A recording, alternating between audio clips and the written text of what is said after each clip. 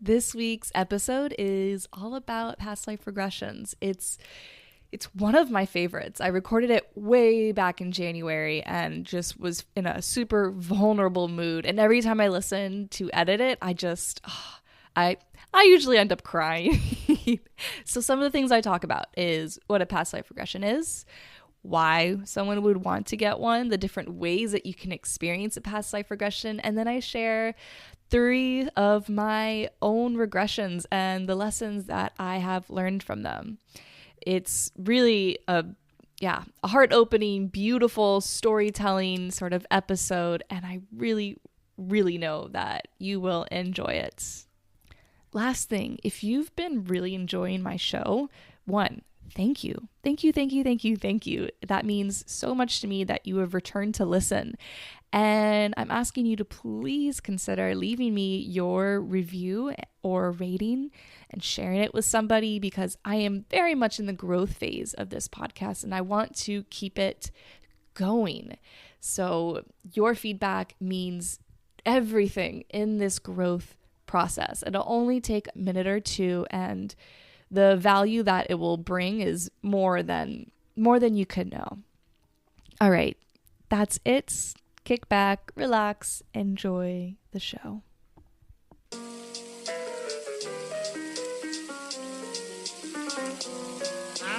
You are listening to the School of Whispers podcast. I'm your host, Stephanie, and this is my space to get real, open, and weird about my life experiences as a psychic, medium, energy healer, and student of Chinese medicine. On the show, I'll be sharing my healing journey and the concepts I've learned along the way, and I'll be having guests on talking about the same sort of thing. I am so happy you're here, and I hope this show leaves you feeling inspired and empowered to learn how to listen to the whispers of your own body and spirit. Let's get into the show.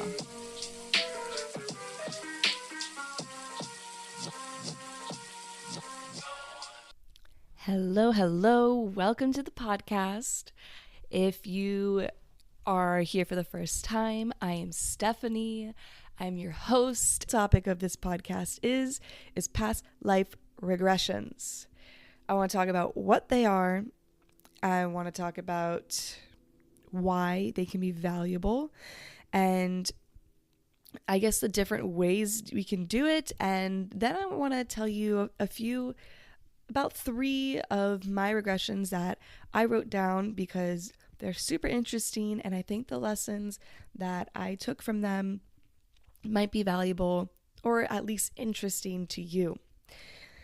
So I live my life under the impression that we are all souls who reside in a body, a human body, and we are here to learn and balance karmic energy. And when we pass, our souls leave this body. We go back on up to source, to home base, God, heaven, goddess, whatever you want to call it. And our soul has a couple of moments of just reprisal and healing. And actually, I did experience this in a regression. I'll tell you this later.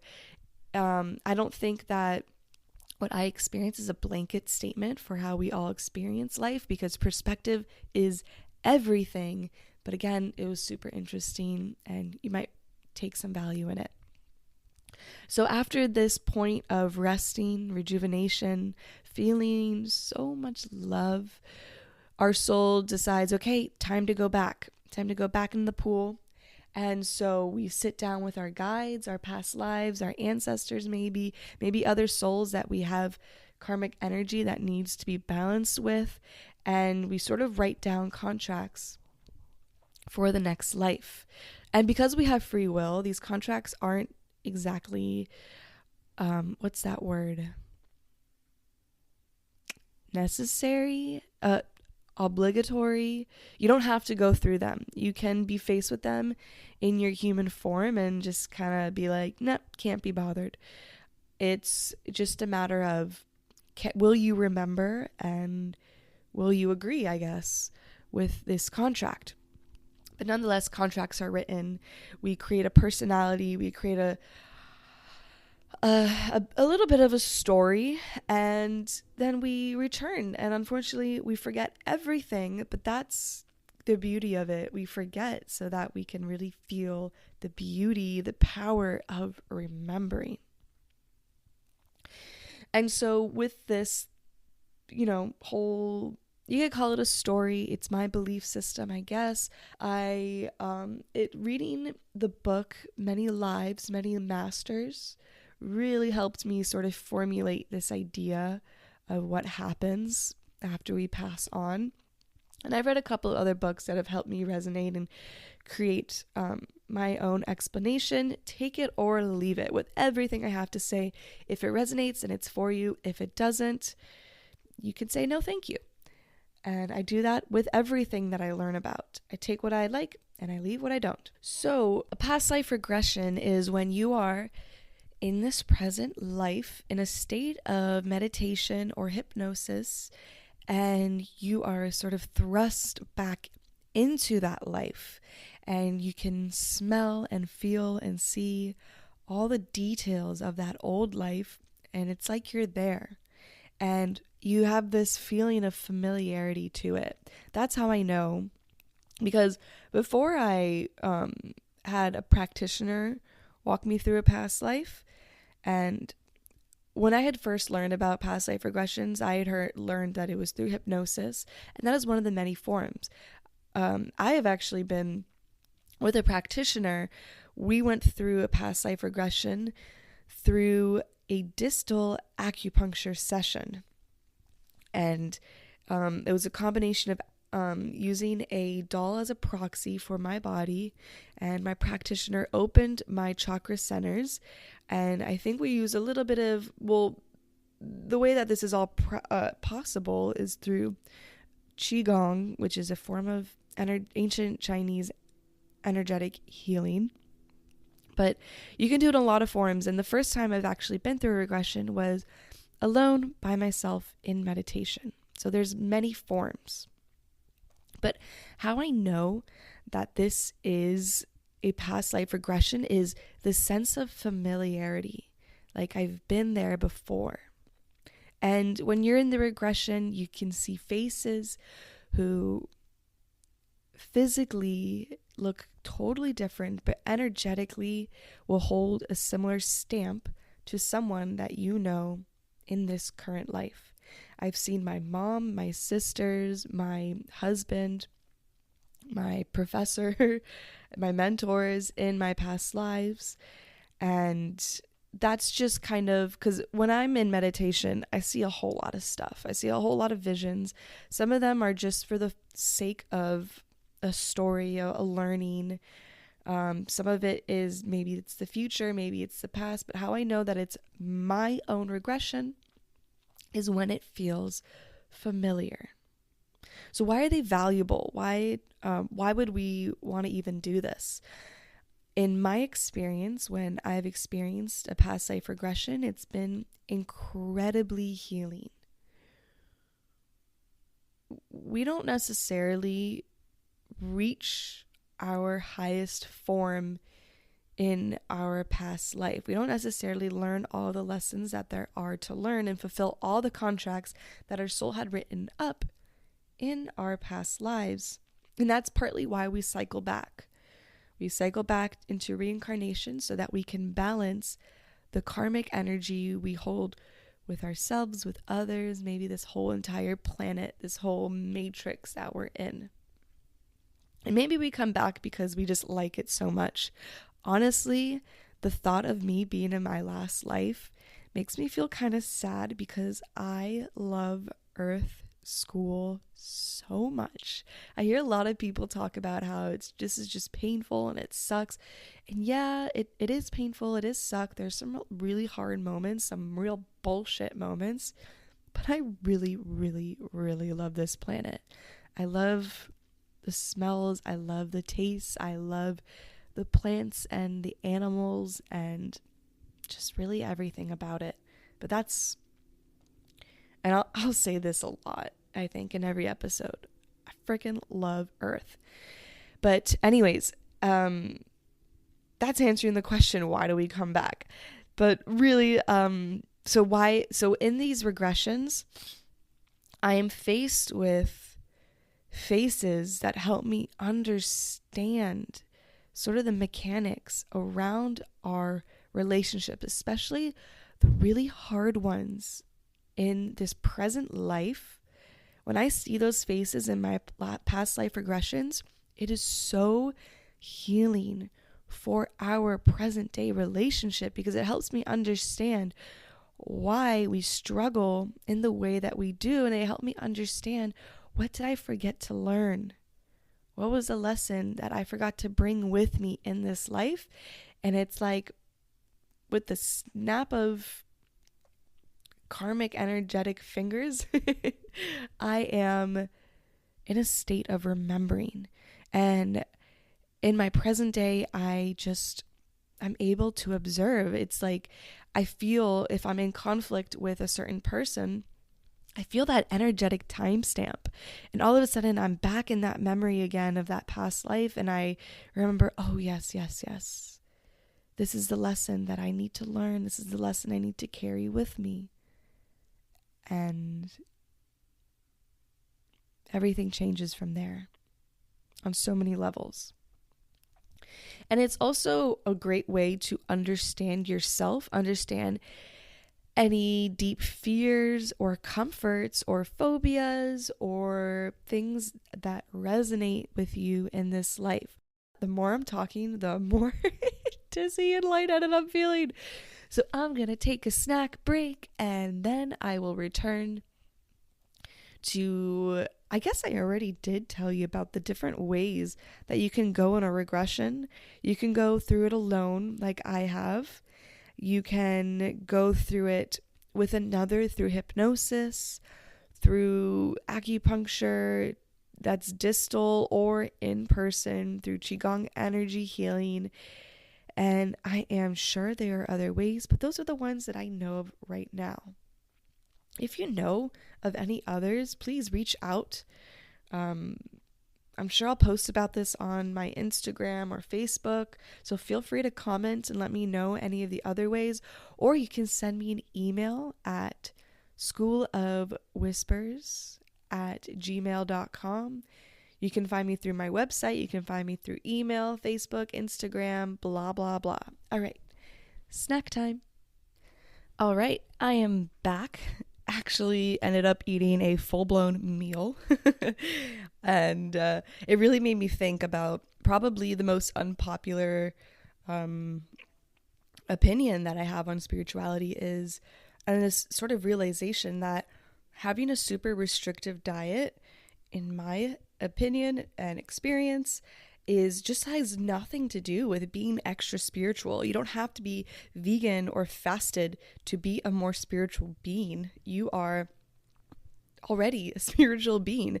In fact, what I've learned in my years of a journey with food is, for me, the two most important things is, one, having a blessed, loving relationship with your food. Blessing it while you're cooking, connecting with it, really thinking about when you're shopping, thinking about what you're buying, and making sure that it resonates in your body as a feeling, and also blessing before you eat. And I'll do a whole topic on this, but making sure that you're eating according to the energetic balances within your body. And I'm talking about the balance of the yin, that feminine, nourishing, cooling energy of the moon, of night, of blood, and then also the yang or yang, and we're taught in school to call it the yang, and that is that warming, fiery, energetic, moving, bursting sort of energy, and really being able to tune in to where my energy lies through my, deep intuition, my thoughts and my feelings, but also how I'm looking physically on my skin, on my tongue, in my hair, on, the parts of my body that when something's wrong, like you know when there's something wrong, where it manifests the most on your body, and sort of working from there. And it's not really something we're born knowing. It's actually something you have to learn. But anyways, that's I guess that's, if you're curious on the topic, which I'm diving into now, of how you can possibly have the sight by yourself and be in a state of meditation and go through a past life regression, then start there. Start with your relationship with food. Start with understanding your intuition and the whispers of your body. All right, so starting with my first past life regression, I was not feeling well. I was having a very personal medical issue, and I was sitting on my balcony, and if I'm not in the state that I want to be in to get into a deep meditation, and this was kind of like in the beginning of any sort of psychic awakening for me, but whenever I'm not in a great state to begin with, I use breath work to help me get there. So, and I've posted about this on my Instagram. I believe I called it psychedelic breath work. And so I will do 2 rounds of 20 Wim Hof style breaths. And if you don't know what that is, go ahead, look it up. You can look it up through my Instagram or just YouTube Wim Hof, and you'll get an idea. So I'll do 20 of inhales and exhales, rounds of those twice. And it's really that holding of my breath where the first round I'm usually saying, I am here, and I'm feeling myself really arrive within my body. You need to be within your body before you can leave it. I feel like that might be a universal truth here. But again, you need to be within your body, and ideally in a loving state, so that you can actually leave it. And then after that, I don't count how many times I do it, but I do Bhastrika breath of fire, which is a kind of a yogic kundalini or based sort of breathing. And I do this until I start to feel my mind quiet down. My monkey mind chatter is finally coming to an end. And when I feel that silence, I repeat about 5, maybe if I really need it, 10 times. I release control and surrender to the flow of love that will heal me. And then usually after doing that for quite a bit, my brain is in a beautiful theta waveform. And then I get to be in that state of silence. And I sometimes set intentions. Usually it's just for the higher good of everyone involved, or I intend to let go of everything and anything that is or isn't Stephanie in this lifetime. I choose to return to source, whatever it is. Or, most of the time I just allow myself to drift. But anyway, so I was going through a very uncomfortable time in my body, and I did that breath work and I felt so good. But also I was hitting an acupuncture point in my palm. So if you make a loose fist, check out where your pinky finger lands. It's going to be between your pinky and your ring finger, in that little space in between. And that has a specific effect that I was looking for. And so I was pulsing as I was breathing, just kind of jabbing my finger into that acupuncture point in my palm. It's on the heart channel, and the heart channel has a really, really strong effect on your emotions and your Shen, which is the part of your spirit. So in Chinese medicine, they like to break down the spirit into I think 4 or 5 different forms. We have the Po, the Shen, the Hun, the Chur, and the Yi. So this one, the Shen, is about just baseline how your spiritual being perceives the world around you. And it also, the heart channel is just, they call it the emperor. And the heart is just really responsible for the majority of your emotional states and for your spirit as a whole. Anyway, hitting that point, and then I'm in that silence. I finish my breath and my eyes are closed, and all of a sudden I see this distant memory of me just walking through the jungle. Step, step, step, step. And this is actually since I was young, since really the first time I went to Costa Rica, I was 7 or 8 years old.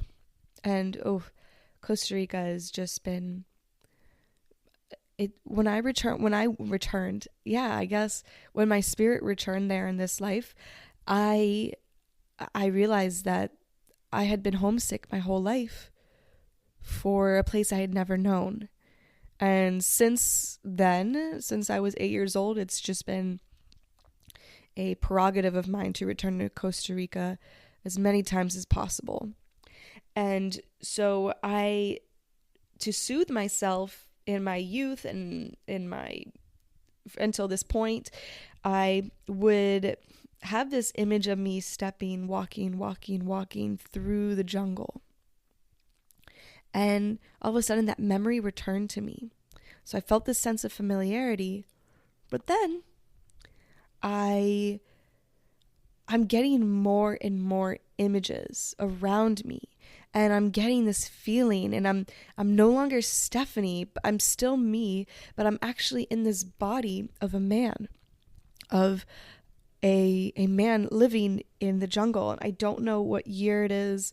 I have the feeling that I was a man in an ancient time, part of an indigenous culture of people, an indigenous tribe that lived in the jungles of maybe it was Central America, maybe it was Costa Rica, maybe it was South America. I'm not sure. And so I'm walking, and I'm all of a sudden remembering that this was a time in my life where I was running away from my old life. I was running away from a tragedy. And once I feel into what that tragedy was, everything comes to me. So I am just a regular guy living in a village, and this is my past life regression. All right, so regular guy living in a village, and I have a wife and 2 children. Well, when I looked at the face of my wife, turns out that it was actually the soul stamp of my mom in this lifetime. And my mom and I are so close. I have been obsessed with her since the day I was born. If anyone else held me, I was not happy about it. If I saw her holding another baby, my mom tells me I had this deep voice when I was a baby. And when she would carry a baby that wasn't me, I would look at her and go, "Mommy, that's not your baby. That's not your baby." and when we would play, I don't know if you're familiar with the game of life.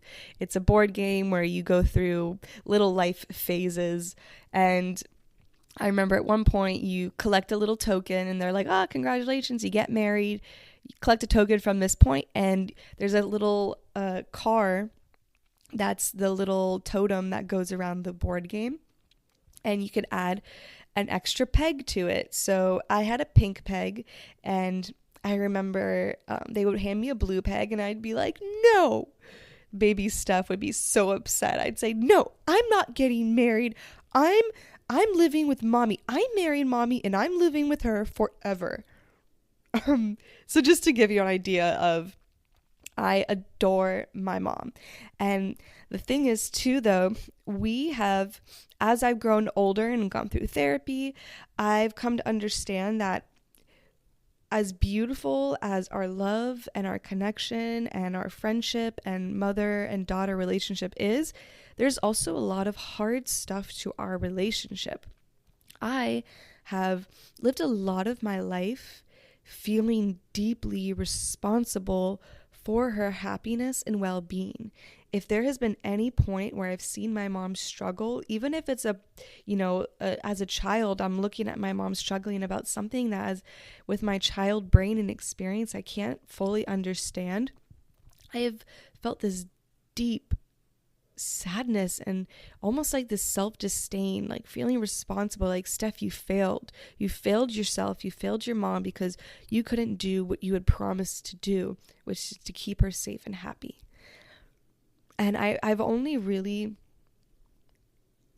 healed from this, or really acknowledged this. I think this regression really helped me heal from this, but I never acknowledged this until the summer of 2020. So I was 24 when I had realized this. And so back to this past life regression, it helped me kind of understand this deep connection and love and responsibility I have for my mom, because in this past life, I'm a man of an ancient tribe, an ancient culture, and my life partner who I chose was the soul of my mom. And so as the memories kind of go through, and in a past life regression, you're not going through everyday life in like a sort of mundane sort of way. You're kind of being thrown into the most potent, powerful memories of that lifetime. And so I realized that my mom, or the soul of my mom, my wife in this lifetime, had died of some sort of sickness, and I had training in medicine. I think that was my vocation in that life, was to be a medicine man, and I couldn't save her. And so she died, and I felt deeply responsible. I felt like I had failed her and myself, and I hated myself, and I just lost all will to live. And so I find myself leaving my family, my family, my friends, my children, and just going into the jungle and walking. And I'm realizing that I'm walking away from everything, hoping that I would meet death. And so as I am just days of walking in this state of grief and despair and self-loathing, I am exhausted and a little out of it. And who knows, maybe it was the food deprivation in this life that helped me connect to a spiritual power of higher up. Who knows? But I remember stopping and kind of resting my body against a tree. And then I see a little pale yellow butterfly. And I see it land on a flower that's just kind of like almost frozen in this midway of a bloom. And this butterfly kind of just sits with me. It doesn't move. And it just looks so pure and so beautiful. And I just feel so much love while sitting, like having this little being sit with me. And then all of a sudden, I look around me and I notice that I had happened to stop at a place where there's a beautiful pool of water. There's these tumbling vines and these beautiful wild passion flowers, and there's a small waterfall trickling down, and the sun is shining in just the right way where the water has this iridescent sparkle to it. And I just fall to my knees. Oh, I'm getting emotional saying this. I fall to my knees and I start sobbing. And in that moment, I realize that I wanted to forgive myself, and I wanted to live. I remembered how beautiful this life is, and with great pain comes the ability to appreciate the, seemingly mundane, powerful beauty around me. And so from that moment, I decided to return. I guess it was a sort of spiritual awakening for me. And so I returned to my village, I returned to my children, and I saw this face of a man who was my close friend. He wasn't my brother, but he had this feeling of being my brother. I know that he wasn't blood, but when I saw his face, it was the face of my twin sister in this lifetime. And then I saw another face, and it was somebody who I hunted with often, and it was the face of my older sister in this lifetime. And they helped me heal.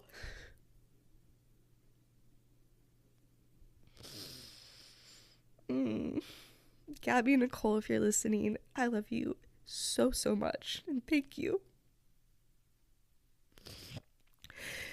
Whew. Okay. So this is past life number 1 that I went through, and it's helped me understand that I'm not responsible for the life and the well-being of those who I love around me. I'm really not. And they're their own soul on their own life path. And it also helped me remember that just because I've lost someone in this life, it doesn't mean I'm never going to see them again.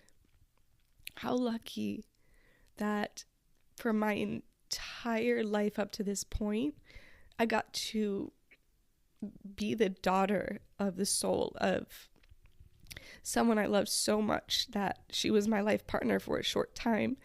And now she's my mom for however long she wants.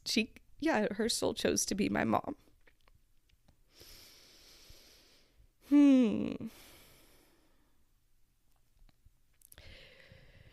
Okay, let's move on to the next one. So the next one is a past life in ancient Egypt. So this was a couple of months later, maybe a month or so later after this first one. And I was playing a lot with astral projection, really just playing with everything that was a psychicness. And it was really before I was giving people readings. And so I am doing my breath work. I get into a deep state of meditation. And this time my intention was, another thing that I use are brain waves. I use an app called Ananda, Ananda. And it's so great because it has a whole list of types of brainwaves that you can use. So I use it to help me study. I use it sometimes to help me fall asleep, or have a power nap, or wake up in the morning. But also there's options for deep meditation or intuition. And those are the two that I'll use when I want to get into a deeper state of meditation. So I am in meditation with the intention of practicing astral projection, and the intention that I had set was really just like a calling. Anyone who serves the greater good and is of a vibration of my highest self, of love, please come and help me out a little. Help me learn. And I see, first I feel this kind of energy trickling in. And then I see this image of this beautiful man. And so a friend of mine asked me kind of about the mechanics of seeing, of I don't know what kind of is it clairvoyance? I don't know. But just a lot of people actually have asked me like about the mechanics of seeing, and I gotta be honest, I think it's something that I was just kind of born being able to do easily. I have a pretty wild imagination. I loved drawing as a kid. I love creating, and I love stories. I love writing. And I think by just flexing that sort of creative muscle of closing my eyes and seeing what's in front of me so that I can create it in this 3D world has, I love drawing too, so has really helped me kind of flex this psychic muscle. So maybe that could help you, just closing your eyes and maybe having a blank piece of paper in front of you and just starting from there, just drawing what you see. And when I close my eyes and these things happen, first I see just colors coming in, and I don't try to control anything that I see. I just let the colors sort of come together and create a form. And then all of a sudden, I'm no longer seeing with my eyes. I'm no longer really focusing on these colors. I'm just kind of almost stepping back further with my consciousness into deeper parts of my brain, deeper parts of my consciousness that have these formed images. And it's not really something I physically see with my eyes. It's more of something that I'm using not all my senses, really, my feeling senses and my seeing senses to create an image of, if that makes sense.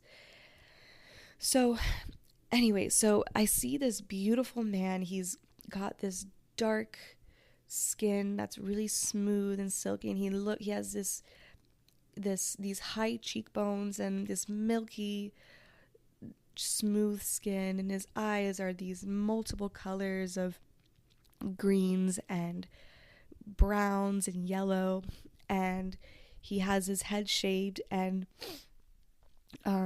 almost like ash darkening around like coal eyeliner underneath his eyes, or was it on top? It was both. It was like how you would picture like an Egyptian person, I guess, doing their eye makeup. And so I see him and I'm like, "You are beautiful." And he looks at me and smiles back and he said, "Well, so are you." And when I meet a being, I like to really lean in so that I can make sure that I can feel their vibration. Because when you lean in with love and appreciation and compassion towards a being that you come across, if they aren't of that higher vibration, they're going to lean away from you. They're not going to lean back in towards you. So I lean in towards him and I feel this deep familiarity and love.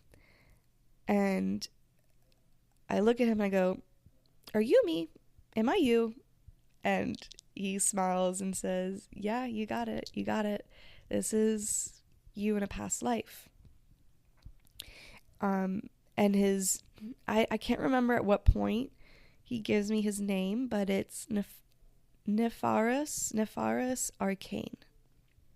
And after this, I looked up what arcane means, and it means known and understood by very few, mysterious, secret, obscure, esoteric. And this totally describes him. So at first, I'm not really interested in a past life regression. I'm here to work in the astral realm. And so I'm sitting on my balcony and he says, "All right, let's astral project down to the pool down below." So we're there and I'm like, I want to splash some water. I want to affect the physical world from the astral world. And it's not working. And he kind of tells me to take a step back and to just focus on touching, the mere sensation of touch. I think he said, I wrote this down and I have this in front of me because I'm eventually going to read this story that I wrote, this regression that I wrote. Oh, yes, he says it's like you're trying to move from multiplication to trigonometry when you're trying to, so just focus on touch. So I remember touching the tiles of the wall of the pool and then just feeling chills all through my body.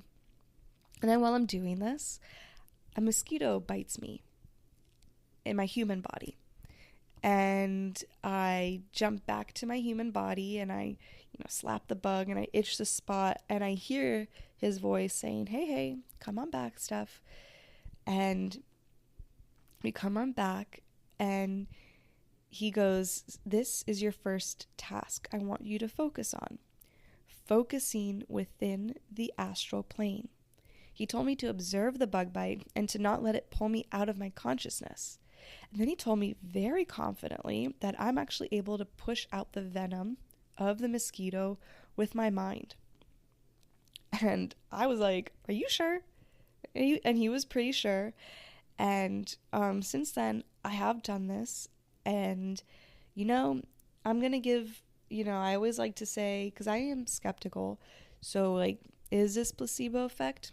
It might be. But does it work for me? Absolutely.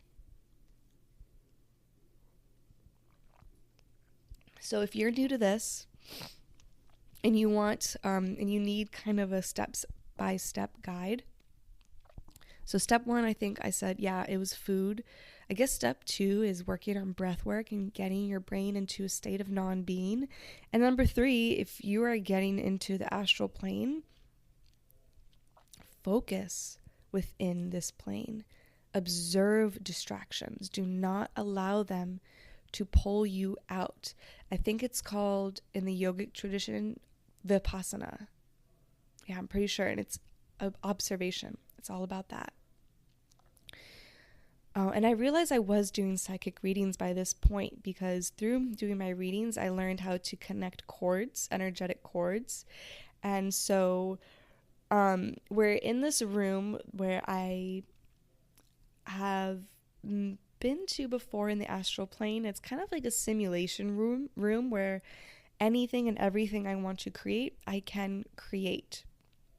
So we're sitting in this room, we're playing around, we're discussing the astral plane, we're discussing telepathy and channeling, and we decide to connect our third eye chakras and our heart cords. And then this has put me into my next past life regression. It started with seeing palm fronds and then just seeing energetic wisps of white and gold. After a while, I start seeing the images sort of accumulate, and I see myself being dressed in beautiful, and I'm in Nefaris's body. So I'm dressed in these beautiful, blessed, everything I wear is blessed. So I'm wearing this beautiful, blessed jewelry and just kind of minimal clothing, just light linens. And I'm surrounded by humans who are serving me with love and admiration. After a while, I kind of realize I'm in ancient Egypt in a palace type of home that I feel so familiar with because guess what? This is a familiar memory. This specific palace is actually a place that I often go to before I go to sleep.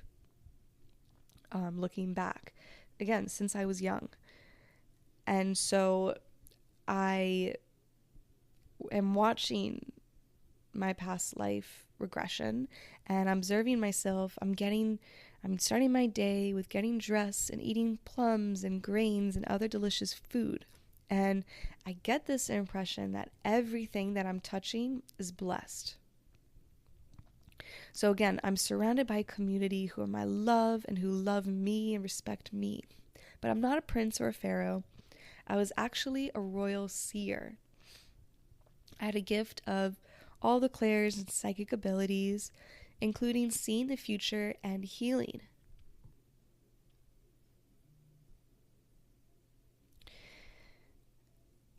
So I see myself having, in particular, a special role with pregnant women. So I had this role of communicating with unborn souls and reading the stars for their future progenitors. And what's interesting is at this certain point in Nephiros' life, I get this impression that I have very little interest in healing. And when Stephanie kind of realized this, I was really surprised because I am obsessed with healing. Healing myself, healing others, physically, emotionally, spiritually. It's just what really drives me in this life. And, I say to Nephiros, like, there's just nothing better than healing others. And he goes, yeah, you have a point, but my younger self would really disagree with you if, in fact, I kind of saw it to be boring. So as I'm continuing to observe this life, I'm understanding two things. One, nourishing my body is essential to strengthening this gift.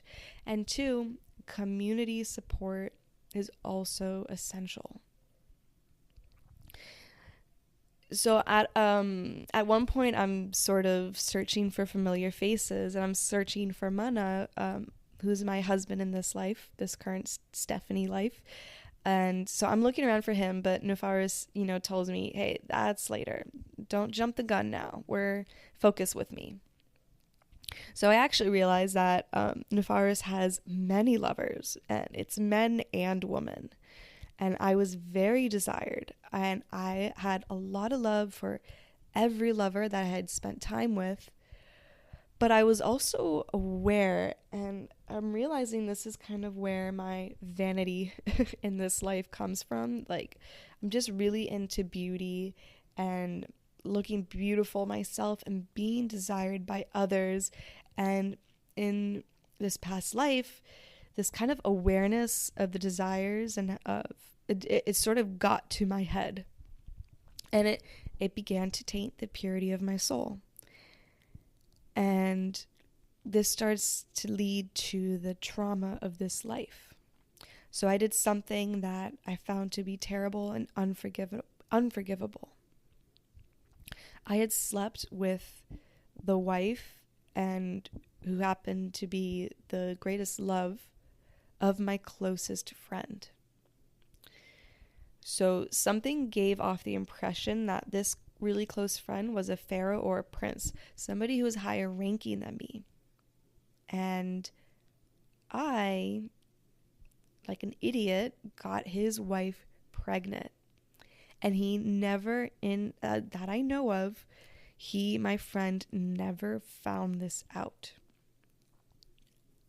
So I lived this whole life of Nephiros with this lie, and it ate me up, and it gave me this creeping feeling of unworthiness and guilt and shame.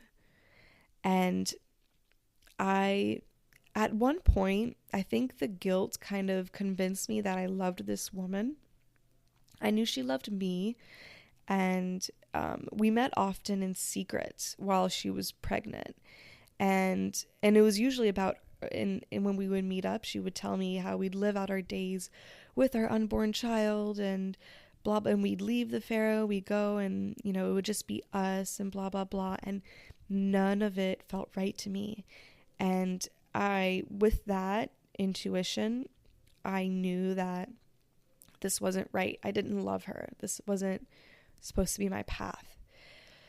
So, and in Stephanie observing this, was feeling all this immensity of shame and grief here. And I was grieving the loss of the purity of my soul, I guess the freedom of not having to live under a lie, losing the love and respect I have with my best friend, and also knowing that I'm going to have to leave this life that I've built around me in Egypt. Okay, so Nephiros, I stayed until the baby was born because I just wanted to make sure it would be okay. And I remember making the conscious decision to not look into this baby's life and to not communicate with it, which really ate me up too.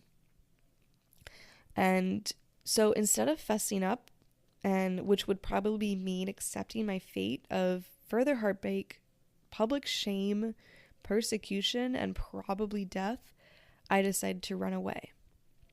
I had seen a vision of a life living a lot more humbly, but still alive, and it was in another place.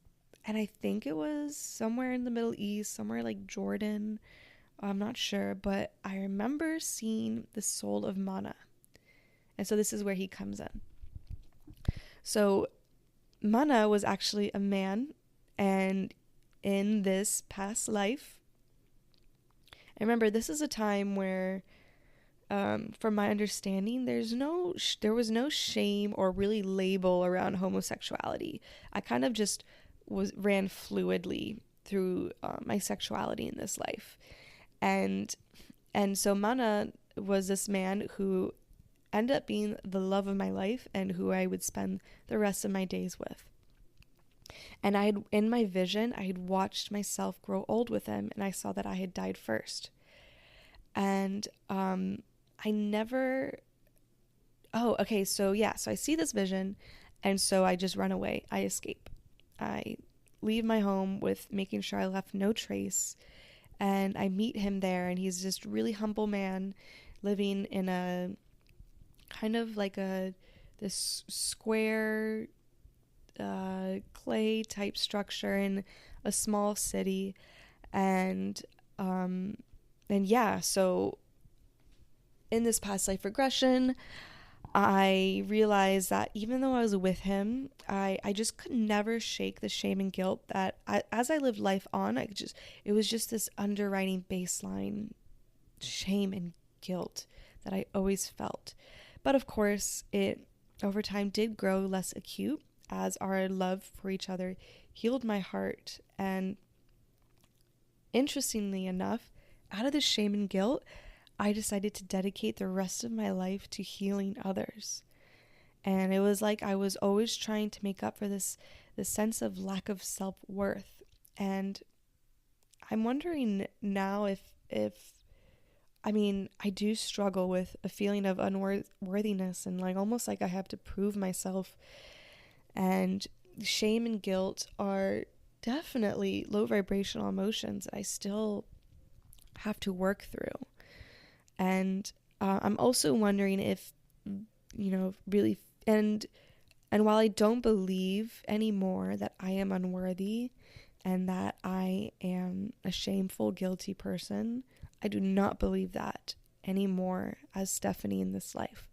I'm wondering if those beliefs contributed to my early death.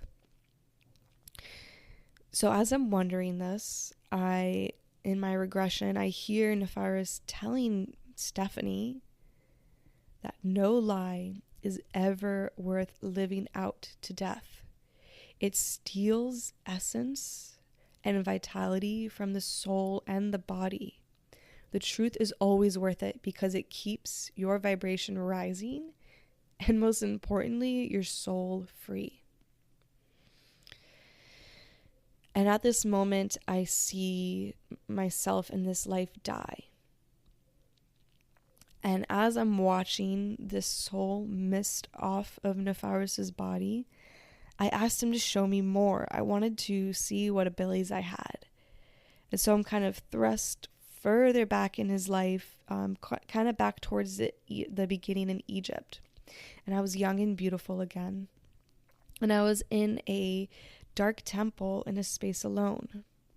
I wore more ceremonial clothing. It was dyed with indigo blues and threaded with gold, and it had this sheer muslin sort of feeling to it.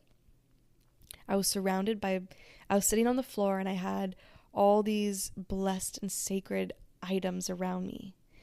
And in this temple space, I am sitting surrounded by unlit candles. And with my mind, I lit every single one of these candles, which, mind blown. And And then there's this one particularly larger candle in front of me that had the strongest flame, and you could really see all the colors of the flame. And I kind of reach for this flame and I hold it in my palms unburnt. I hold it for a moment, and then I kind of reach behind me and I grab an item. It's kind of like a red rose, like it's not a rose, but it had like soft petals, this type of flower. And then I kind of lit it with the flame, and I feel this giddy warmth and pulsing power through my body. And with my hands, I kind of crush this flower, and I let in it with this crush and this heat. It's like this oil seeps down from my hands, which I allow to flow into a clay jar in front of me. And I don't know what this was for, but actually, in this lifetime, a couple weeks before recording this podcast, I was listening to it was an Aubrey Marcus podcast with a man named Matthias De Stefano, and he was talking about a past life in Egypt, and I forget what the name for Egypt was at the time, but he was saying that they used these red flower. He gave the name of the flower that they used for spiritual ceremonies, and when I looked up the name of it, it was the exact same red flower that I saw in this vision, this regression. And I looked it up, and I believe it was a poppy flower. Anyways, back to this life in Egypt. So I'm sitting in this space in meditation, and as I'm watching, I'm noticing that there's something going on. It's like my aura is starting to change colors and start to pulse around me. And so I asked Nefaris what was going on, and Nefaris said, I'm speaking with the gods, and you can already do this today. And I knew exactly what he meant. And then I heard Nefaris think, and this is where I might cry again.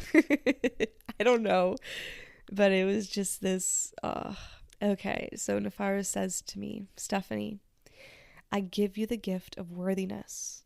I give you the gift of sight. I give you the gift of truth. And with this gift especially comes the gift of freedom. May you never spend a life running from the truth. Your responsibility is to maintain this truth and share it with the world around you. Spread your capacity for love and allow it to grow. Never allowing lies or shame to steal anything from your being.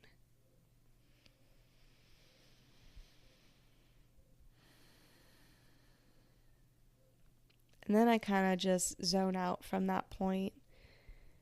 And yeah, that's my second life regression.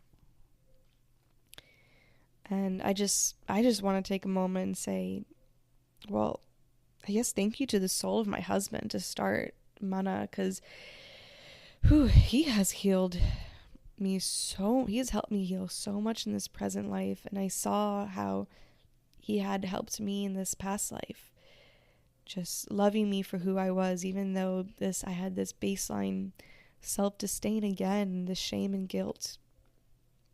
And it didn't matter to him what my past was. And thank you, Nefaris.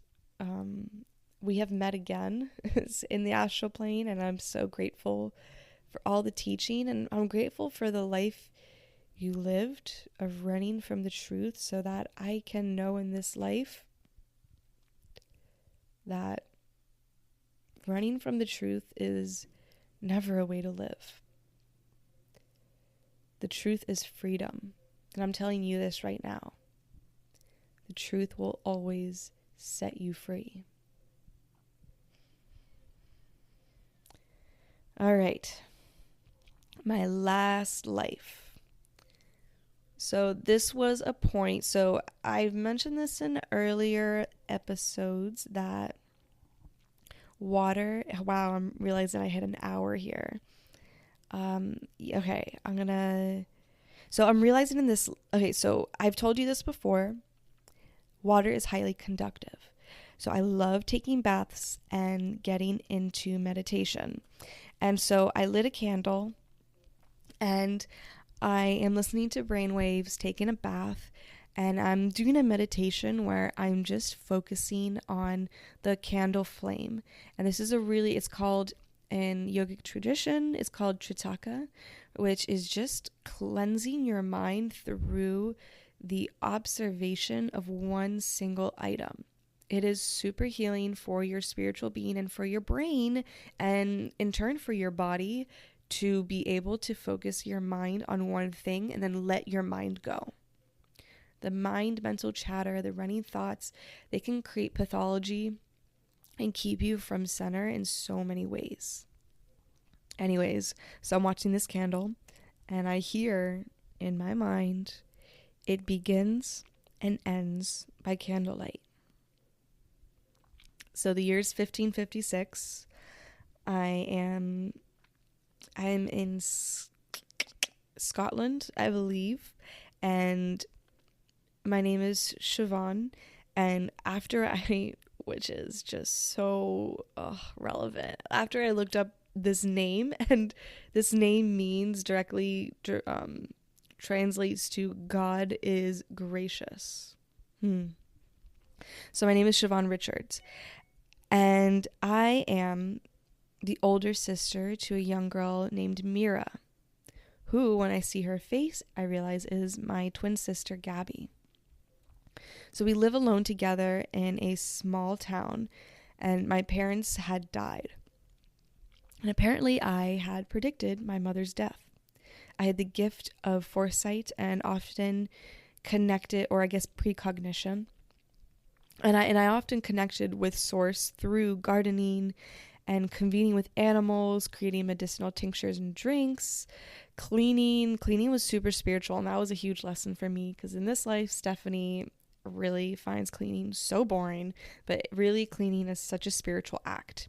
And I loved drawing and dancing. I especially loved to dance, but I had this really awkward body, and I wasn't comfortable doing it anywhere else but in the comfort of my own home, where I knew I could not be seen. And that's been a reoccurring fear that's really healed from looking at this past life. This fear of being seen. Anyways, so I wasn't pretty. My face was scarred from pox that I had when I was younger, and I had a habit of picking, which I've carried on into this life, unfortunately. So my hair was mousy brown. It was kind of frizzy and thin. I was tall and gangly. I had bad posture because I always wanted to look smaller than I was, and I was shy, and I only felt close to my little sister Mira, whom I adored. And Mira was just this little precious feminine little being. She had this rosy rosebud cheeks, this milky skin, full blonde hair, and these angelic curls, and she was my little angel. And as she grew up, she just became even more beautiful, and I felt this really, our parents weren't around, so I felt this really protective this protectiveness around her. I believe I needed to shield her from the big bad world, who refused to accept me, and they were very, very open to accepting her. And looking back, I think that kind of got to me subconsciously. So unfortunately, this over control eventually created disdain within Mira against me. She wanted to see the world, and I wanted to keep the world away. The boys in town flocked to her, and when she was just 13 or 14, she was just already looked like a woman, and she already had a few proposals. And as her sole guardian, I rejected them all. I told her she was too young, and besides, no one was good enough for her. And about a year goes by from these first proposals, and I am just continuing this, you're rejected, you're not good enough. And Mira is already tired of our little shit cottage on the outside of town. She thinks she loves me, but she thinks I'm weird. And as she's growing older, she realizes that other people didn't grow up the way that she did. They grew up with mothers and a sense of quote unquote normalcy, but really, what is normal? But her disdain starts to grow and deepen into this bitterness, and she started spending more in time, like as every, teenager looks at their guardian at that age, they're just more embarrassed than anything from their parent or guardian. And so she spends more time in town with the ladies, doing things like sewing and gossiping and whatnot, things that I, and in this life, still don't really like to do, and I don't feel comfortable while doing. And Mira knew this, that Siobhan did not feel comfortable in this setting. She knew I would stay far away. So as she spends more time with the woman in town, she starts to vent more and more about me. And she gets the sympathy that she's searching for from these women, and it's almost like creates this little bug within her, which only wants more. So she's emboldened and hungry for more sympathy and more judgment towards, who she believes is to be her enemy. And she starts to tell them about my strange practices, how I talked to plants and animals, the way I danced, how my dreams and visions often came true. And before Mira knew it, the woman's emotions around her moved from being entertained to being like just furious, saying things as, how could the most beautiful child have been raised by like a devil worshipping witch? And by now, Mira, she kind of realized like, oh shit, this has gone way too far. And she tried to talk them down, but somebody asked, like, are you defending a witch? Like, did she pull you in too on her side? Are you on the devil's side too? And this quickly shut her up. And they decided from there that Mira would not be returning home to me that night.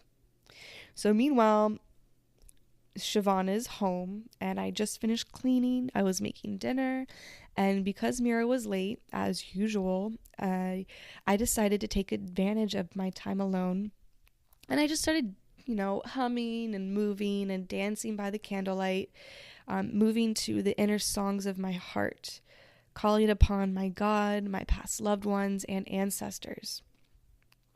And what I didn't know was that while I was doing this, the women in town were standing outside my window spying on me. And they were already kind of all like riled up and fearful and I guess excited to spy on a witch. And they were seeing my, normally gawky dancing body kind of moving with, I guess, this glowing otherworldly grace and creating shadows on the wall. And they were just totally triggered by this, and they all ran into town. They grabbed the men, and they also kind of built up their own stories to that, how I grew hooves and I had called upon shadow spirits, and they were watching these shadows demons dance on the walls, and just created more fear, more fury. So the men had Mira return to our home so that I was not suspecting anything bad. And so we eat dinner, we go to sleep, and when I was asleep, the men came in through the door. They woke me up by grabbing me by the hair and told me I was arrested for being a witch. I remember just kind of being like, what? Like, what are you guys talking about? Like, just really groggy. And I remember they started mocking me and laughing at me, but I could hear the terror in their laughter, and this, I guess, this feeling of like, oh, we're in a witch's home, we're not entirely safe here. So they quickly moved me out of this home and threw me in a little prison cell. And of course, I was cold and afraid. And at this point, Stephanie, who's been watching this, feels so much sadness and empathy that I step in. And I don't really know how I did this, but I did it. And so my soul kind of steps into Siobhan's energetic awareness. And I'm just giving her comfort. I'm just giving her hugs and love. And I'm just doing my best to keep her warm. And what was interesting is she wasn't surprised to feel me. So this sort of visitation and sensation wasn't uncommon for her. And I told her everything that I had seen, what had happened, kind of got her up to date with the whole Mira kind of talking to the women and then all of them watching me and blah, blah, blah. And what was so beautiful is Siobhan did not feel any anger or disdain. If anything, she immediately felt heartbroken for Mira because I had told her how in this present life, my twin has suffered a lot, and with and I'm not gonna dive into too much detail with her sufferings, but there's been abuse and there's been self-denial and sadness and grief and guilt and shame between the two of us and for her. And Siobhan kind of hearing what the soul of her little Mira, her little sister's soul, is having to go through in this future life, she was just like, no, unacceptable. Like, she should not have to suffer for lifetimes. Like, despite Mira's betrayal, Siobhan just, her love never wavered for her sister. So the next morning, they take me, Siobhan, to trial in church. And present me, Steph, is like, are you fucking kidding me? A church for a trial? Like, bullshit. And Siobhan was sad, but she was really peaceful and already seemed to have this veil of death upon her, this veil of acceptance, and this almost like this otherworldliness, like her witchiness almost was just magnified from these experiences in a way. So it was like she was physically present, but her soul was just moving in and out of her body and in and out of timelines. So the trial goes on. Mira gives her account of her sister's strange ways in front of the congregation. And she even told the crowd about how Siobhan had predicted their mother's death. And looking back, I think Mira sort of blamed Siobhan for this death and for stealing any sort of sense of normalcy from her life. So then I am kind of back in my body in this past life regression, Siobhan, and I see the priest, who's just like a young, sort of dry man with a kind face, and he asked me if I had anything to say for myself. And again, like I said, this was the first time I was kind of felt present in the room, and I looked up at the priest and I felt this strange attraction to him. And funnily enough, it was Mana. Mana showed up in my life, the past life regression again. And I think it's very relevant because in this present life, all my psychic weirdness, especially in the beginning, he's found super triggering. And I remember jokingly before this regression saying, like, I swear Mana must have burned me in a past life.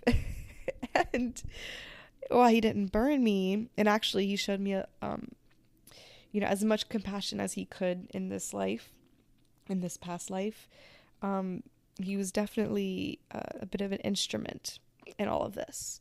Okay, so Siobhan, she's being asked, what do you have to say for yourself? And I turn to Mira and I say, Mira, I forgive you.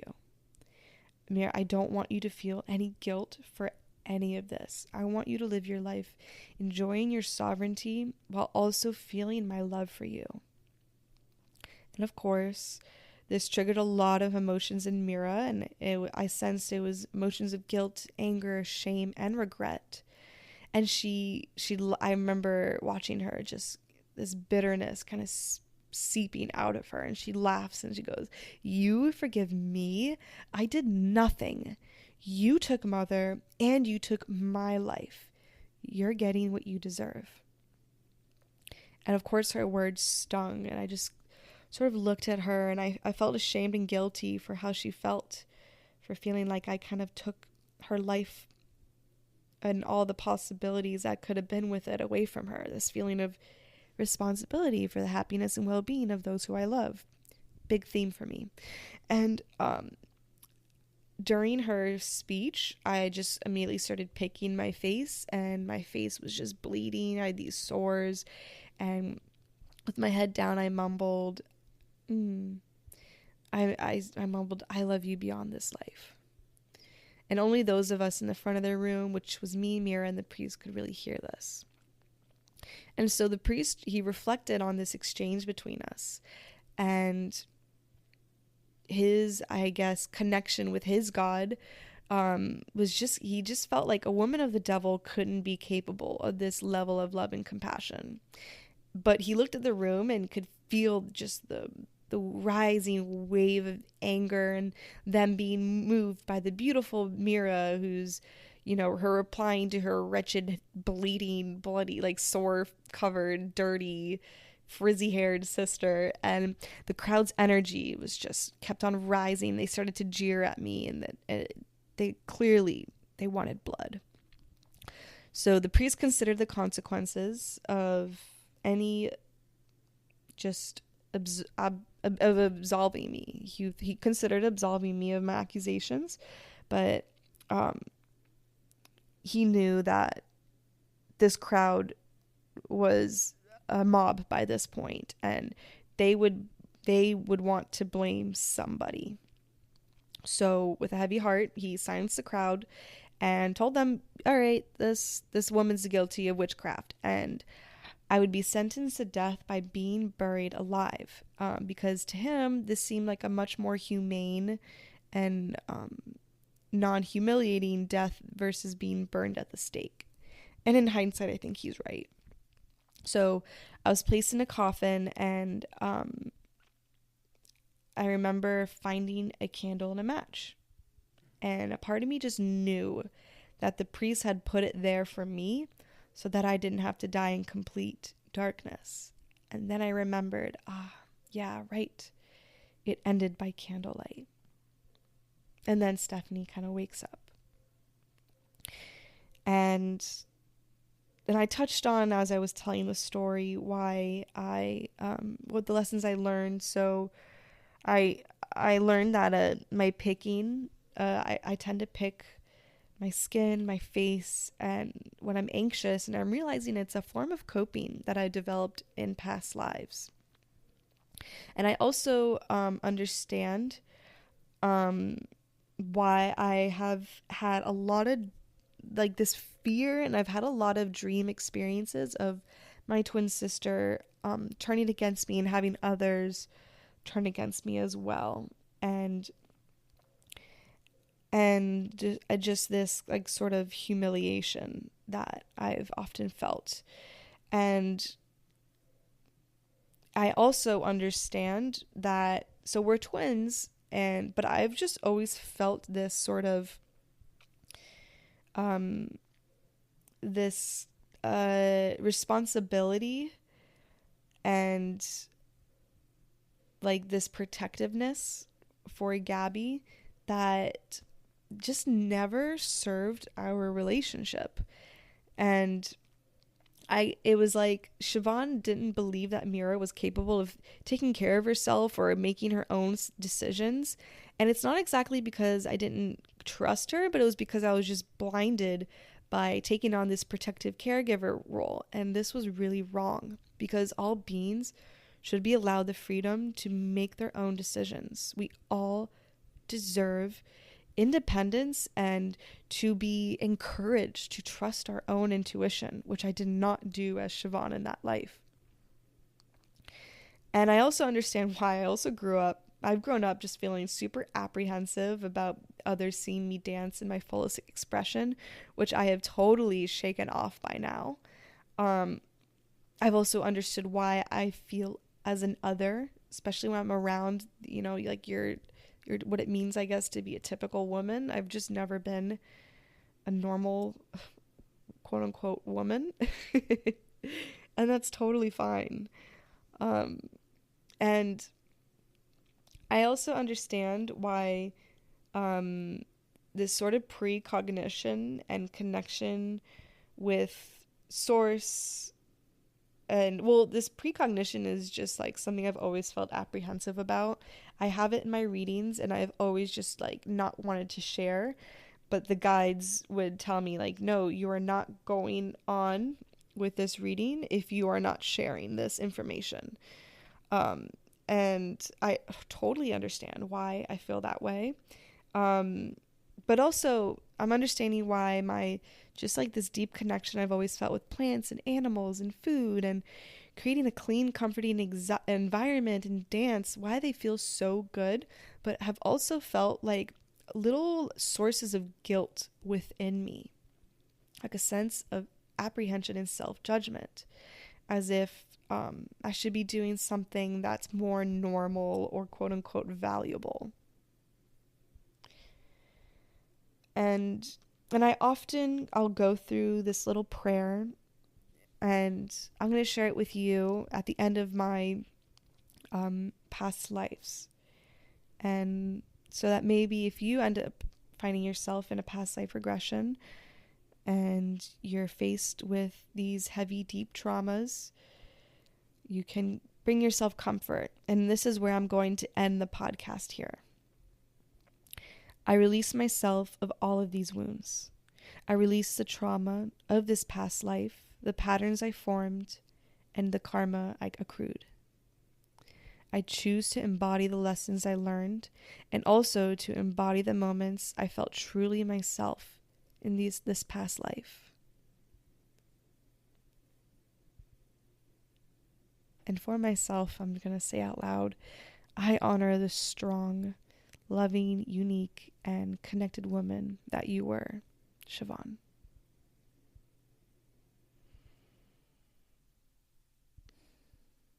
Thank you so much for listening. If you have this far, I can't believe I'm at an hour and 25 minutes. You go, Steph. I appreciate you so much for being here with me, for sitting and being willing to learn through my perspective. And just a reminder that just because it's true to me, it doesn't mean it has to necessarily be true to you. I encourage you to seek your own truth, because that is your deepest inner knowing.